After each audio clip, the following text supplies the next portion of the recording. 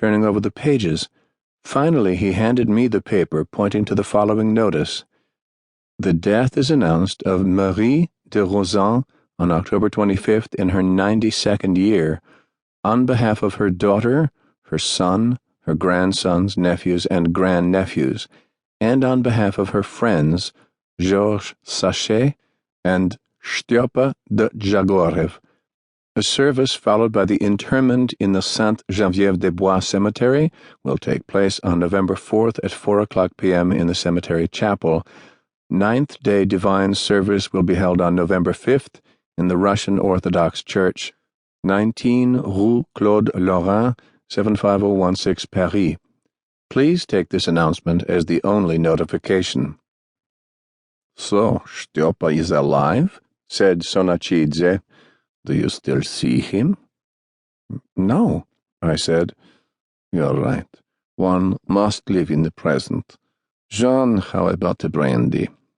Good idea. From then on, they seemed completely to lose interest in Styopa and my past. But it made no difference, since at last I was on the track. Can I keep the paper? I asked casually. Certainly, said Hutte. We clinked glasses. All that was left of what I had once been then was a dim shape in the minds of two bartenders, and even that was almost obliterated by the memory of a certain Styopa de Jagorev, and they had heard nothing of this Styopa since the beginning of time, as Sonachidze said. So, you're a private detective? Hutte asked me. Not anymore. My employer has just retired. And are you carrying on? I shrugged and did not answer. Anyway, I should be delighted to see you again. Come back any time. He had got to his feet and held out his hand to us.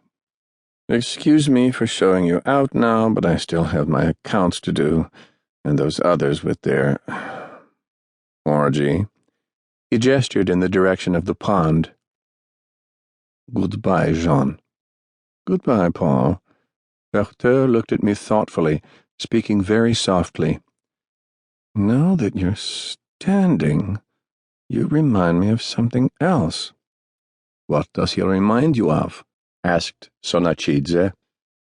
A customer who used to come every evening, very late, when we worked at the Hotel Castile. Sonachidze, in his turn, looked me up and down. It's possible, he said, that you're an old customer from the Hotel Castile after all.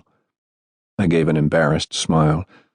Sonachidze took my arm, and we crossed the restaurant, which was even darker than when we had arrived. The bride in the pale blue dress was no longer at her table. Outside we heard blasts of music and laughter coming from across the pond. Could you please remind me what that song was that this Styopa? Asked Sonachidze. Yes, which he always asked for? He started whistling the first few bars, then he stopped. Will you see Styopa again? Perhaps. He gripped my arm very hard. Tell him Sonachidze still thinks of him a lot. His gaze lingered on me. Maybe Jean's right, after all. You were a customer at the Hotel Castile. Try to remember. The Hotel Castile, Rue Cambon. I turned away and opened the car door. Someone was huddled up on the front seat, leaning against the window. I bent down and recognized the bride.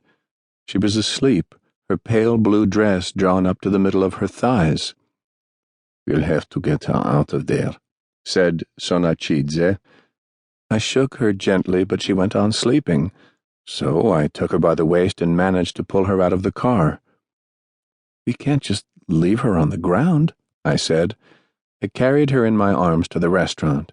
Her head lay against my shoulder, and her fair hair caressed my neck.